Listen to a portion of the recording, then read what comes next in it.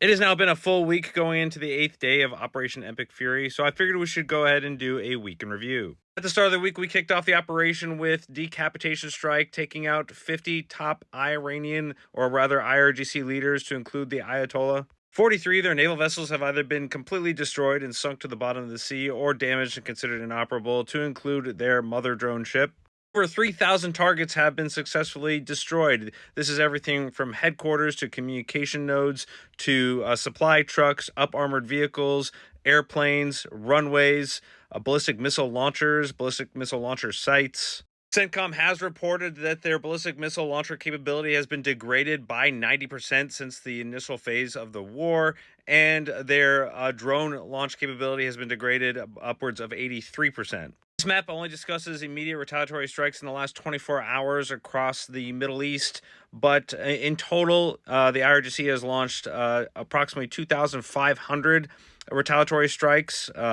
2,000 drones and 500 ballistic missiles, although the numbers do vary. U.S. and Israeli defensive capabilities have been able to intercept approximately 93% of all incoming drones, leaving that window of approximately 7% to successfully get through.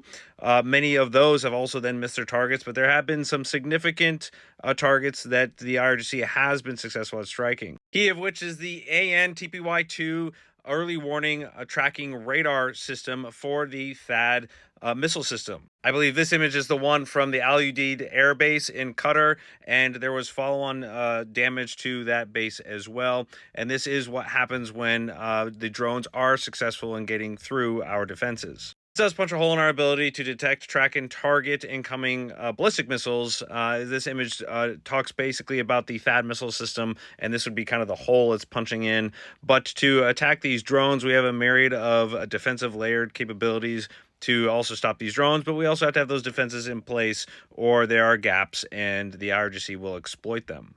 The Al Udeid Air Base is still operational, even though there was some damage beyond the radar. And this has been a prime target that the IRGC has been trying to strike. Another story that isn't really told a lot is there were two bombers that were coming from the IRGC about 2 minutes away from a successful bombing run on the airbase when Qatar F-15 Strike Eagles intercepted and downed these aircraft. So that's another interesting story that took place that not a lot of airtime has been given to. Now, it is true that the IRGC's Air Force is completely destroyed, that their Navy is completely destroyed, but their drone capacity still rests at approximately 15%, as it does get degraded little by little as the days go by. On top of that, the IRGC and their army is also not destroyed. There's still plenty of people, weapons, and munitions, and probably vehicles of different types that are able to maneuver around Iran. It's a very large country. We're not going to be able to take it all out, and so that is probably the follow-on danger in this phase two, where we are starting to take out support locations. Is the dispersal patterns, the dispersal capability of the military as they basically run and hide, and still try to cause kinetic actions, especially beyond our Iranian borders. You see that occurring to include the Basij militia forces outside of Iran. So there's definitely a lot of ground activity that we just will not be able to take care of with an air campaign alone. The topic of cost of this war keeps coming up, and many people keep trying to do this comparison between defensive and offensive weaponry, but it pays to have a good defensive capability. Otherwise, Iran wouldn't be getting wrecked right now. They had no defensive capabilities. Any that were given to them by, say, China or Russia were completely rendered inoperable prior to the strikes. And so damage assessments in a monetary cost are somewhere upwards of 35 billion so far.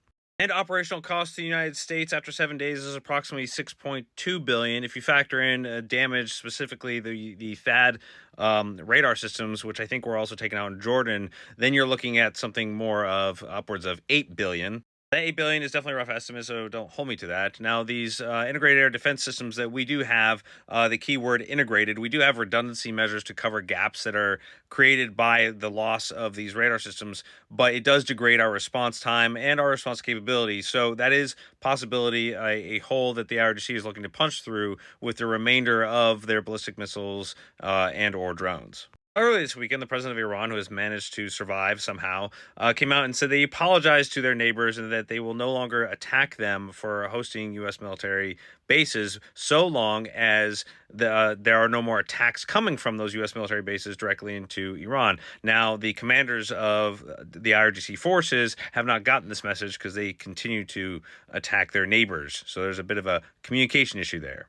Donald Trump has come out and said he no longer wishes to conduct any kind of negotiations, that all he will accept is total surrender. Iran's de facto leader has come out and said that Iran will not surrender or stop its attacks. Now, I want to address the reports that Russia is providing intelligence support to Iran. This first came from the Washington Post, I believe, and now everybody's reporting on it as if it is fact. Again, this has not been confirmed by the U.S. government. This hasn't been confirmed or acknowledged by the Russian government. This is literally just from anonymous sources that the newspaper generates. There's numerous examples in the past where these are just fabrications, complete whole cloth. There's no evidence to them, and then there's other times where there is some evidence supporting this. But right now, this is just literally the news saying that this is occurring, and then people are running with this, saying, "Well, now that Russia's involved, and so now it's a third world war because Russia is providing intelligence." And I don't understand that logic. They are not providing troops, weapons, equipment, ships. They're not declaring war. They're not doing any of these things. At the very least, if this is even true, they're just providing some targeting data, which right now, all of the strikes the IRGC has been successful on can be found on Google Maps. So if that's all Russia's providing them, then they just don't know how to operate the internet. While we're on the topic of involvement, many people are saying that China is now getting involved, and this is also not true, although there is stories out there considering providing financial involvement. But right now, China is trying to remain completely diplomatic and asking for everybody to follow international rules-based order, which is really odd considering how much they flagrantly violate it. While many people want to say that this is the start of World War III or that this will turn into World War III because of more and more involvement, right now this is basically Iraq on steroids. If you'll remember, we already had full coalition NATO involvement in that, and now we're getting basically a coalition of the willing as some European countries are starting to get involved and provide support, while the IRGC is getting basically no support except for what the news is making up. This again is in the Middle East with global repercussions, and we'll get to that next. Traffic through the Strait of Hormuz has been slow to a crawl with the mere threat of it being closed or the fact that a ship could be struck. And so many insurance companies canceled their insurance on these vessels. And even though Trump has come out and said that the U.S. government will pay for the risk insurance and provide escort, that will still put strain on the U.S. Navy, which is partial to the reason why a third aircraft carrier is being sent into the region, although this might also be a relief in place, if you will, as one of the aircraft carriers leaves the region. All this activity has launched the price per barrel up to $90 a barrel, still steady from the day before. We are now in and stay in 2023 territory. Keeping with energy, that is the next phase of the war as the U.S. and Israel strikes are focusing on energy resources in Iran. Apparently, the U.S. government is weighing sending in special forces to see the Iranian nuke stockpile, and of course they would do this. This is expected. You can probably expect some sort of a limited insertion of special forces in and around Iran if they're not there already for specific missions, this being one of them. Last but not least is the fact that lives get lost in these conflicts.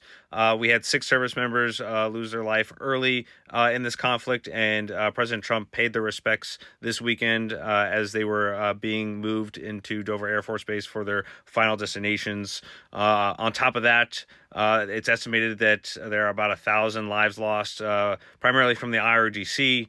In this conflict, and let's not forget the 30 to 70,000 innocent Iranian civilians that lost their lives in hopes for a better life.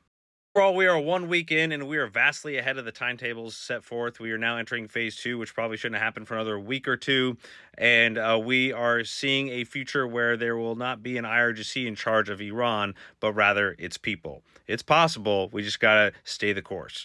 I hope everybody is having a safe and wonderful weekend, and have a good day.